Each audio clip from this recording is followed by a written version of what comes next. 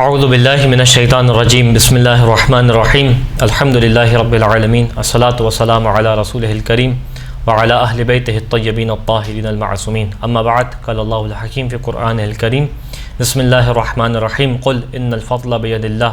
یؤتیہ من یشاء واللہ واسع علیم اللہم صل علی محمد وآل محمد۔ پچھلی ایپیسوڈ میں آپ کے سامنے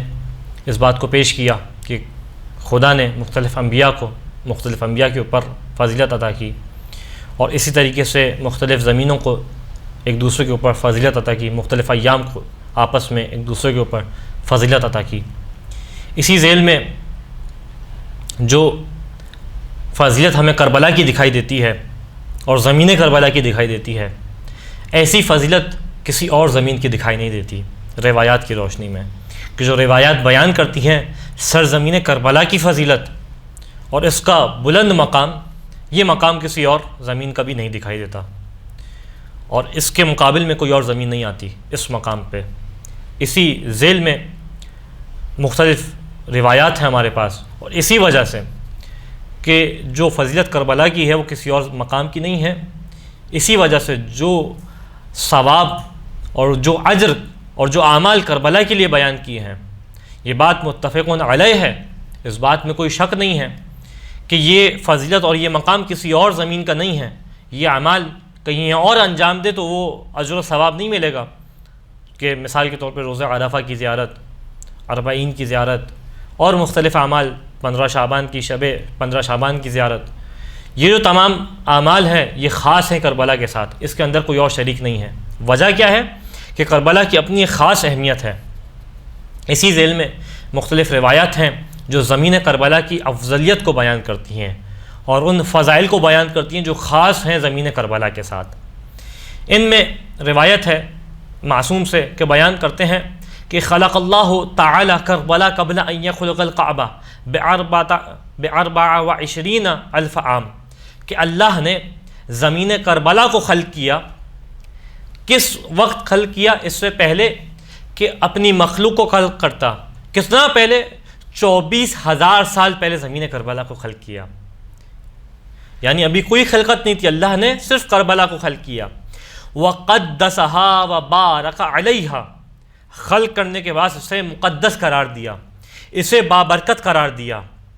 اس کے بعد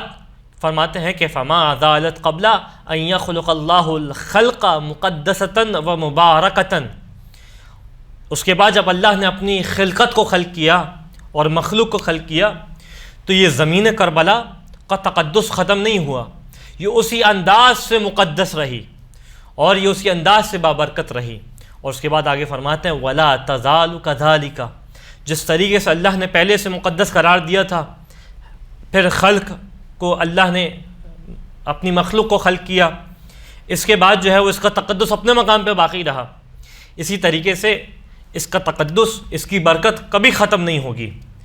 وَيَجْعَلُهَا أَفْضَلَ عَرْضٍ فِي الْجَنَّةِ، یہاں تک کہ قیامت آ جائے گی، یہاں تک کہ حشر کا میدان ہو جائے گا، لوگ مر جائیں گے، فنا ہو جائیں گے، اس کے بعد بھی اس کا مقام ختم نہیں ہوگا اور اللہ اس کو جنت میں افضل ترین زمین قرار دے گا۔ یہ خاصیت ہے کربلا کی۔ اسی کے ذیل میں ایک اور روایت ہے امام سجاد علیہ السلام سے کہ بیان کرتے ہیں الغازریہ ہی بقعۃ التی کلم اللہ فیہا موسیٰ ابن عمران، کہ غازریہ وہ مقام ہے کہ جس کے اوپر اللہ نے اپنے نبی جناب موسیٰ ابن عمران سے گفتگو کی۔ وَنَاجَ نُوحًا فِيهَا، اسی کے اندر اسی زمین پہ اپنے نبی نوح سے نجوہ کیا، اور یہی وہی زمین ہے کہ یہ اکرم ارض اللہ علیہ، یہ زمین کا ٹکڑا تمام زمینوں سے زیادہ خدا کے نزدیک مکرم ہے۔ وَلَوْلَا ذَاكَ مَا اسْتَوْدَعَ اللَّهُ فِيهَا أَوْلِيَاءَهُ وَأَنْبِيَاءَهُ، اگر یہ ایسا نہ ہوتا کہ زمین کربلا کا یہ افضل ترین مقام نہ ہوتا تو اللہ اس زمین کے اندر اپنے اولیاء کو مدفون نہ کرتا، اپنے اولیاء کو ودیعت میں نہ دیتا اور اپنے انبیاء کو ودیعت میں نہ دیتا۔ اس کے بعد کیا فرماتے ہیں کہ فَزُورُ قُبُورَنَا بِالْغَازَرِيَّةِ، بس تمہارا کام ہے کہ تم جاؤ اور ہماری قبور کی زیارت کرو غازریہ کی زمین پہ، غازریہ جو کربلا کا ایک نام ہے۔ اسی طریقے سے کامل الزیارت میں ایک بڑی عجیب روایت دکھائی دیتی ہے چھٹے امام سے، اور واقعاً بڑی لطف اندوز روایت ہے، کہ بیان کرتے ہیں انا ارض الکعبہ قالت مم مثلی، کہ کعبے کی زمین نے فخر کیا اور فخر و انداز سے کہنے لگی کہ مم مثلی، کون ہے جو مجھ جیسا ہے. اور آگے کیا کہا کہ قد بن اللہ بیتہ علی ظہری، اللہ نے اپنے گھر کو میری پشت پہ رکھا ہے، میری پشت پہ بنایا ہے. وَيَأْتِينِ النَّاسُ مِن كُلِّ فَجٍّ عَمِيقٍ، اور لوگ دور دور سے میرے پاس آتے ہیں. اس کے بعد کہتی ہے کہ وَجُعِلْتُ حَرَمَ اللَّهِ وَعَمْنَهُ، اور اللہ نے مجھے اپنا حرم قرار دیا ہے، اللہ نے مجھے امن کا مقام قرار دیا ہے. جہاں یہ فخر کر رہی تھی فوراً اللہ نے وحی کی، فَأَوْحَى اللَّهُ عَلَيْهَا، اللہ نے اس کی جانب وحی کی، کعبے کی زمین کی جانب، کہ ان کفا و کرا فوعدتی و جلالی، الفاظ بدل کے کہوں کہ رک جاؤ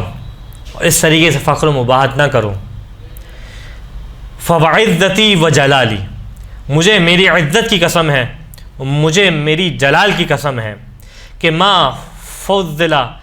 فضلت به فيما آتيت به ارض کربلا الا بمنزلة العبرة غرست في البحر، کہ دیکھو جو تمہیں فضیلت ملی ہے وہ اس فضیلت کے سامنے کہ جو زمین کربلا کو میں نے عطا کی ہے وہ ایسی ہے کہ جیسے ایک سوئی کو دریا میں اور سمندر میں ڈالا جائے. فحملت من ماء البحر، نتیجہ یہ ہوتا ہے کہ اس سوئی کے اندر، اس کی نوک پہ دریا اور سمندر سے کچھ پانی ہے جو رہ جاتا ہے. تمہاری فضیلت کربلا کے سامنے ایسی ہے کہ جو فضائل تمہارے پاس ہیں وہ ان فضائل کے سامنے اتنے قلیل ہیں کہ جس طریقے سے کربلا کے لیے سمندر ہو اور تمہارے پاس وہ چند قطرے ہوں. اس کے بعد خدا وحی کرتا ہے کہ لولا تربت کربلا ما فضلتک، اور دیکھو اگر زمین کربلا نہ ہوتی، کربلا کی مٹی نہ ہوتی، ما فضلتک، میں تمہیں یہ فضیلت عطا نہ کرتا. ولولا ما تضمنته ارض کربلا ما خلقتک، اور دیکھو کربلا کی زمین جس کو اپنے اندر لیے ہوئے ہے، اگر یہ ہستیاں نہ ہوتی، اگر یہ افراد نہ ہوتے، ما خلقتک، میں تمہیں خلق ہی نہ کرتا. یعنی کائنات کی خلقت نہ ہوتی اگر یہ افراد نہ ہوتے. اس کے بعد فرماتے ہیں ولا خلقت البیت الذی افتخرت به، اور وہ گھر کہ جس کے اوپر تمہیں فخر ہے، جس کے اوپر ناز ہے، اس گھر کو بھی خلق نہ کیا جاتا اگر وہ ہستیاں نہ ہوتی کہ جو زمین کربلا کے اندر مدفون ہیں. اور یہاں سے ہمیں سمجھ میں آتا ہے کہ جو زمین کربلا کا مقام ہے وہ خدا کی افضل ترین زمین کہ جو کعبے کی زمین ہے اس کا بھی وہ مقام نہیں ہے، بلکہ دنیا کا کوئی ایسی زمین کا حصہ ہی نہیں ہے کہ جس کو کربلا کے مقابلے میں مقابلہ کرایا جا سکے. خدا مند متعال سے دعا ہے کہ ہمیں زمین کربلا اور وہاں پہ موجود ائمہ علیہم السلام کے مزار کی زیارت کا شرف حاصل فرما، اور اس سے دعا ہے کہ ہمیں ان ایام میں امام حسین کے اوپر زیادہ سے زیادہ گریہ کرنے کی توفیق عطا فرما. وآخر الدعوانا الحمد للہ رب العالمین.